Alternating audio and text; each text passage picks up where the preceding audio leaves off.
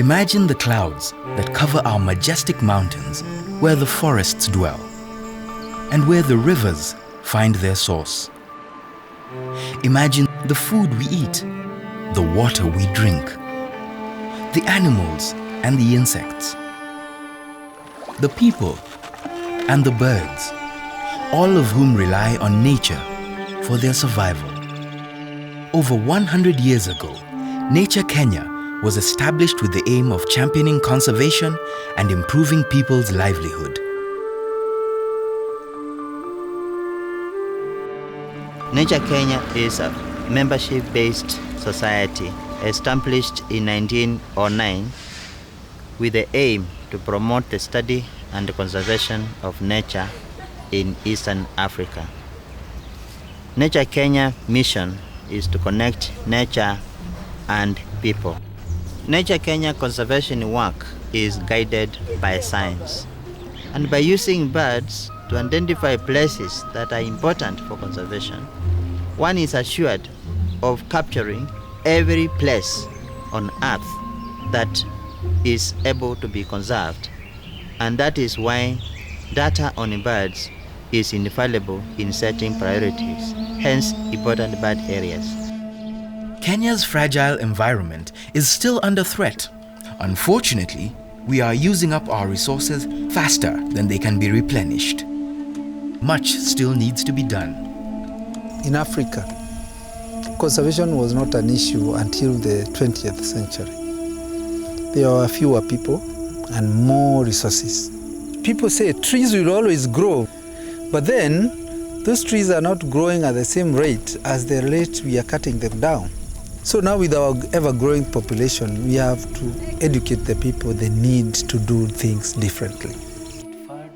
Working in 19 sites, Nature Kenya works together with communities and creates incentives that have sustainable benefits by introducing nature-based activities, some of which include beekeeping, ecotourism, wool spinning, and most notably, butterfly farming.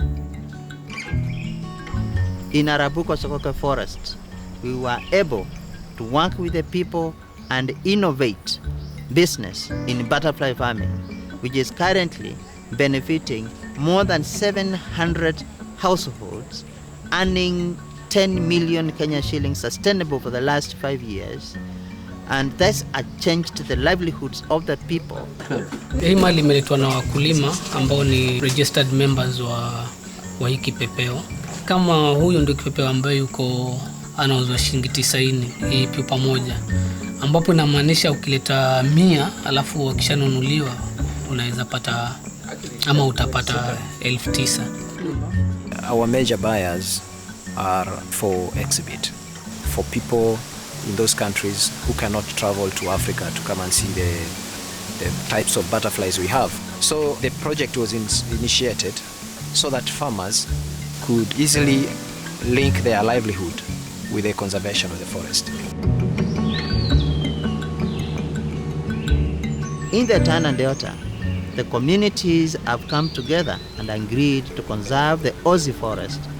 Nature Kenya also works to connect local people to government as the decision makers and to hold the government accountable for sustaining nature and for them to champion partnerships with the government and joint planning in ways that ensure that government plans also benefit people, benefit nature, and they recognize sustainable living as a foundation for development.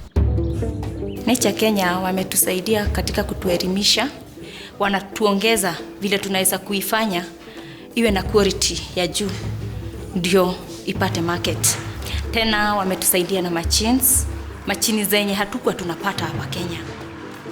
Wool spinning is connected to conservation in that we buy wool from the farmers. They have left aside some pastures for the flocks of sheep, because once the land is opened for crop cultivation, within 3-4 years the land is very much degraded and it cannot be able to sustain crop production.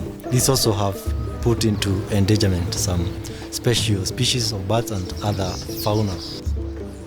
There are 5 resource centers distributed in various places. Nature Kenya is reaching out to over 60,000 Kenyans, majority being school-going children who are educated at the resource centers. In March 2013, a team of local bird guides in Dakacha Woodland, led by naturalist Fla Ngweno, discovered the nesting site of one of the world's most endangered birds, the Clark's weaver. Dakacha Woodland is the only breeding site in the world for the Clark's weaver, which is a unique occurrence. The good thing about this is that it was actually discovered by the community members themselves. The bird guides here, who are not necessarily seriously learned, that passion drove them into even discovering the nest that has actually eluded serious researchers with money, with time, over years. Hii Clark's weaver nest imechangia mambo mengi sana ya uhifadhi katika eneo la Dakacha kwa ujumla.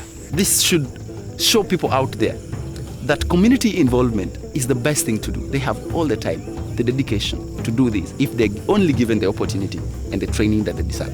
Capacity building for us has been key. One key problem that nature or general environment faces in Kenya is lack of support from key beneficiaries.